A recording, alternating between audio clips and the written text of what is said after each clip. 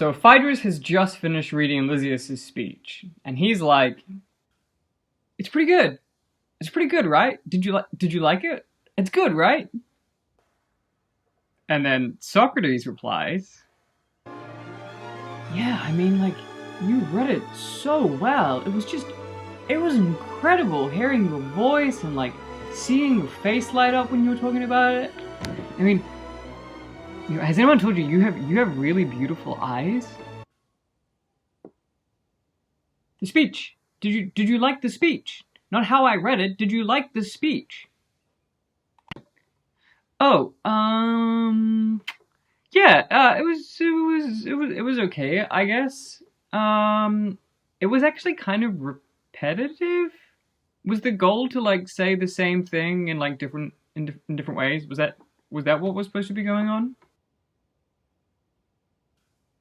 No. Well, you do better then. Oh, me? Oh, no, no, no, no. I'm just an amateur. Like, I couldn't possibly. Like, I couldn't give a speech that was as good as Lysias. Like, he's a professional. I couldn't. Okay, fine, here we go.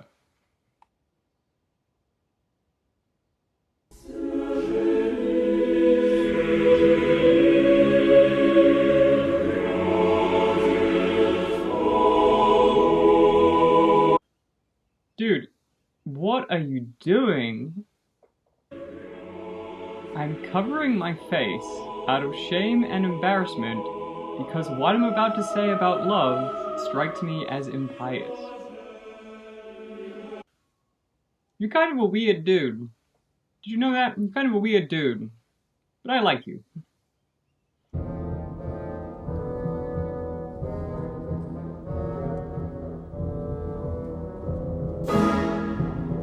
So once Socrates finally starts talking, he takes his goal to be to rewrite Lysias' speech, but in better philosophical form.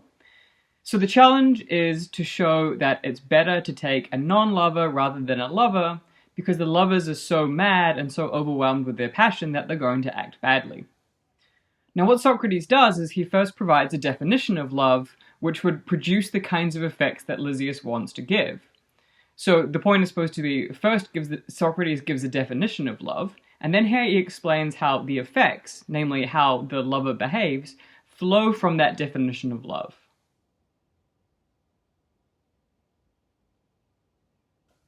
Now, in the Phaedrus, Socrates claims that people are ruled by one of two principles. They're either ruled by their acquired judgment, namely their educated judgment about which things are best overall. Alternatively, they could be ruled by their desire for pleasure. So, on the Phaedrus account, people are ruled either by reason or by appetite.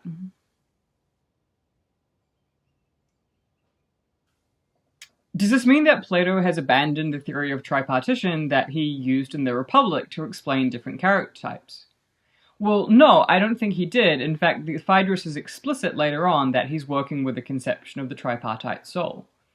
But what we'll see is how the theory of love fits in with the theory of the tripartite soul is a little bit more complicated than what you might expect from the Republic.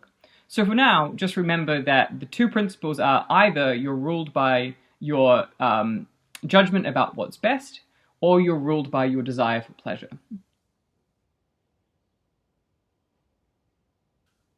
Socrates then says, well, think about the kinds of people who are ruled by their desire for bodily pleasure, who are ruled by the appetites. What do we call someone who has an overwhelming desire for food, the appetite for food?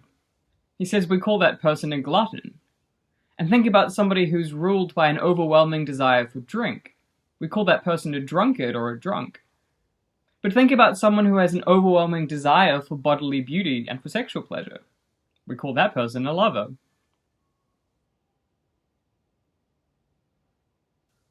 Now, if your goal is to get as much bodily pleasure as you can from your beloved, what kinds of ways will you behave? Socrates says, well, it makes sense that the first thing that they'll do is they'll try to keep the beloved away from anybody who's their lover's equal or superior. He wants to keep the beloved around so that he can keep getting as much pleasure from him as possible, and if the beloved runs off with someone else, he won't be getting any more pleasure. Secondly, you'll stop the beloved from doing anything which will help them improve their own character, because if they improve, then they'll realize that the lover is a bad person. So the lover stops the beloved from doing philosophy. He stops them from getting them to learn about character and getting them to learn about virtue.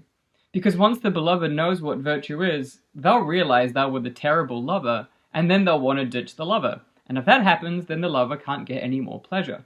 So the lover will then stop the beloved from doing any philosophy, or associating with anybody who can help them learn about virtue.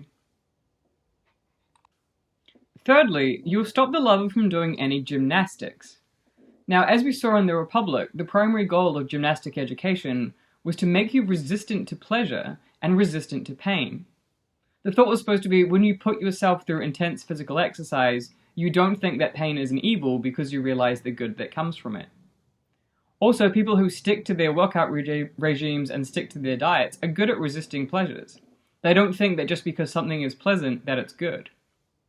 But the lover is trying to get as much pleasure as they can from the beloved, so they're trying to get the beloved as addicted to pleasure as they are. So they'll stop the beloved from going to the gymnasium, they'll stop the beloved from working out, and encourage him rather to put on makeup and try to make himself look attractive through using cosmetics, rather than from working out and having a healthy diet.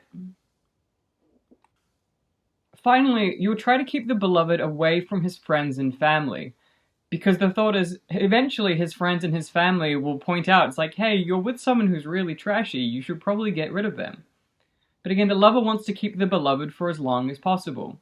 So he stops him from getting married, he keeps him away from his friends, he stops the beloved from buying a house and doing all the things that are appropriate for someone of his age to do. Now remember, because of the context, the thought's supposed to be, beloveds can stay in these relationships at the appropriate time of life, but once they become a man, they need to move on with their life. They need to get married and have kids. But the lover doesn't want this. The lover wants to keep the beloved as long as they can. So it's important that the lover separate the beloved from the people who would encourage him to move on with his life, and he would stop him from doing the things at the next stage of life that he's supposed to be doing. So what Socrates has just done is he's explained how all of the actions that the bad lover takes are instrumental towards the lover's end of getting as much bodily pleasure from the beloved as he can. And these things normally involve stopping the beloved from improving himself, and stopping the beloved from realizing that the lover is in fact bad. But of course, eventually the beloved's going to catch on to what's happening. The beloved will be harmed and he'll realize that the lover's trash. So eventually, the beloved will come to see the lover as harmful and disgusting, and then once he basically stops putting out, the lover's love will fade, and then the lover will break all of his promises.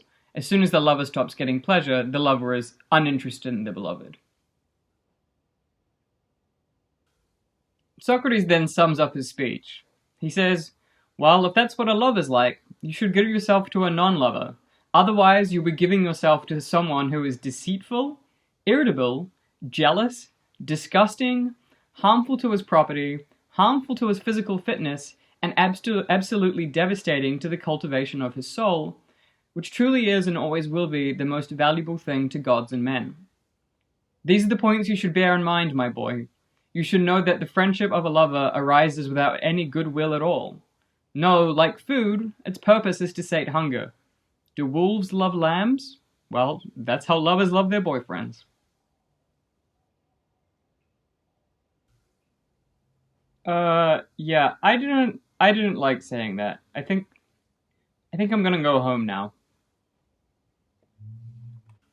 But wait, you haven't praised the non-lover yet. I thought you were just halfway through the speech. You did the criticism of the lover, and now you're supposed to praise the non-lover. Oh, but you can just work it out. In all the ways that the lover is bad, the non-lover is good. Done. Socrates then tries to leave again, and just as he's about to cross the river, he stops, and he says, wait, my divine sign, my daimonion, just told me I can't go yet. Now, we don't really know what Socrates means by his daimonion. A daimonion is like a guardian spirit of some kind. Some people have just thought it's basically Socrates' conscience, but apparently it stops him from doing bad things. So Socrates stops, and he thinks, well, what did I just do? Well, I guess I just criticized a god, because love is supposed to be a god. But if love is a god, then the god must be good. The god must be responsible for good things. So I must have made some mistake. And what Socrates then does is he gives another speech, a speech which is in praise of love, and which shows how love is good and beneficial, namely the kind of thing which is befitting for a god.